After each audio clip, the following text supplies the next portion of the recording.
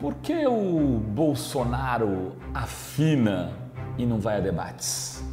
Por que ele tem medo de ser colocado frente a frente com outras pessoas que pretendem o mesmo cargo político do que ele? Por que o Bolsonaro tem medo do Haddad?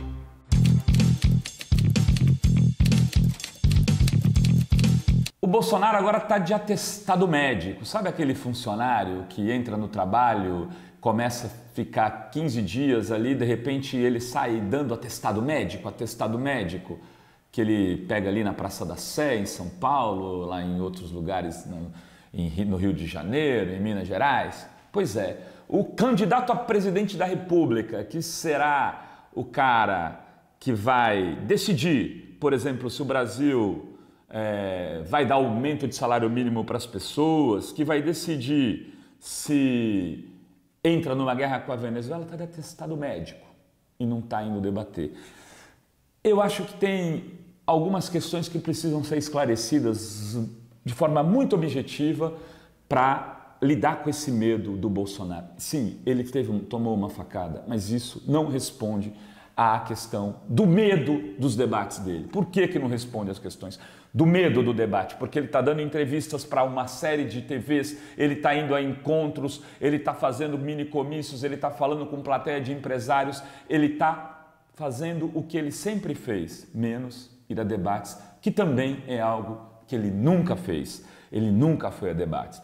Eu ontem conversava aqui com uma pessoa mais simples acerca do Bolsonaro, uma pessoa pretensa eleitora do Bolsonaro, e a pergunta que me pareceu mais objetiva para dialogar com isso tudo foi: fulano, você sabe há quanto tempo o Bolsonaro está na política?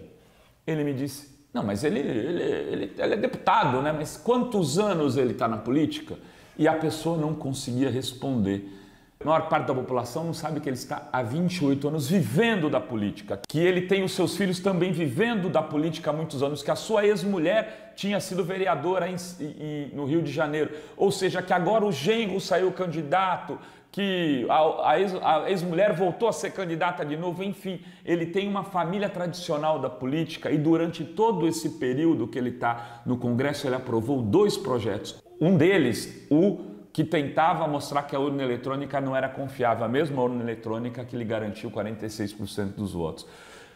Enfim, o Bolsonaro é oco. Tem um meme dele, quer dizer, já é um filme, mas é um meme, que ele vai fazer flexão com as pessoas no exército. E aí ele finge fazer flexão. O Bolsonaro finge o tempo todo. E ele finge, mas tem coisas que são muito objetivas. Eu queria elencar aqui de forma muito rápida para vocês, inclusive terem argumentos para conversar, principalmente com as pessoas mais simples que estão em dúvida e ainda não sabem que caminho tomar nessa eleição. Uma delas é o seguinte: o Bolsonaro fez parte do grupo político do Pezão e do Sérgio Cabral durante toda a sua história de vida política. Várias entrevistas e declarações do Bolsonaro apoiando o Pezão e o Sérgio Cabral. Na última eleição, o Bolsonaro se elegeu, em 2014, pelo PP, o Partido Progressista, cujo vice do Pezão, o Dornelles, era do PP também. Ou seja, PP, que apoiava o Pezão, que destruiu o Rio de Janeiro, é o mesmo partido que elegeu o Bolsonaro na sua última disputa para a Câmara Federal. O esquema do Bolsonaro é o mesmo do Crivella no Rio de Janeiro, que faz hoje um dos piores governos da cidade do Rio.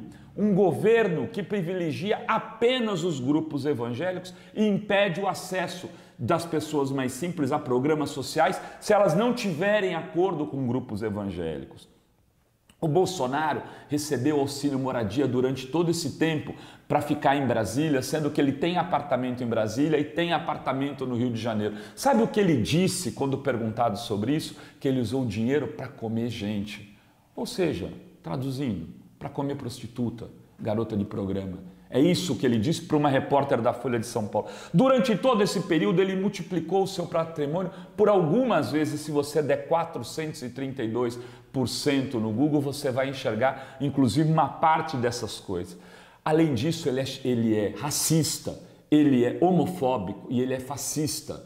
E por que eu digo que ele... Eu nem vou falar que ele é contra o nordestino. Se você pesquisar no Google Bolsonaro nordestino, Bolsonaro racismo, xenofobia, você vai ter uma série de coisas. Mas eu queria lembrar um único episódio, quando perguntado sobre a Preta Gil, num desses programas de auditório, o que ele achava se um filho deles tivesse uma namorada, uma mulher negra, ele respondeu que ele não ia falar com ela sobre isso porque ele não tratava de promiscuidade. Se seu filho se apaixonasse por uma negra, o que você faria?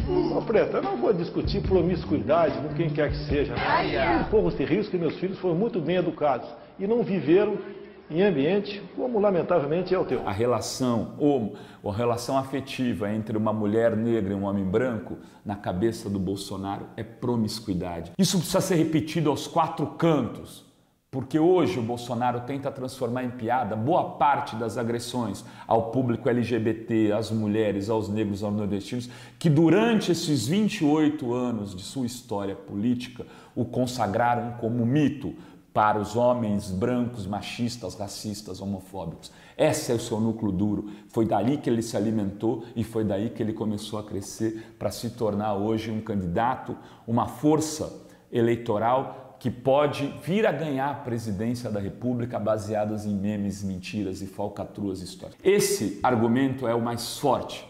Por quê? Porque é a história de Bolsonaro que tem que vir à tona para derrotar o próprio Bolsonaro. É isso, gente.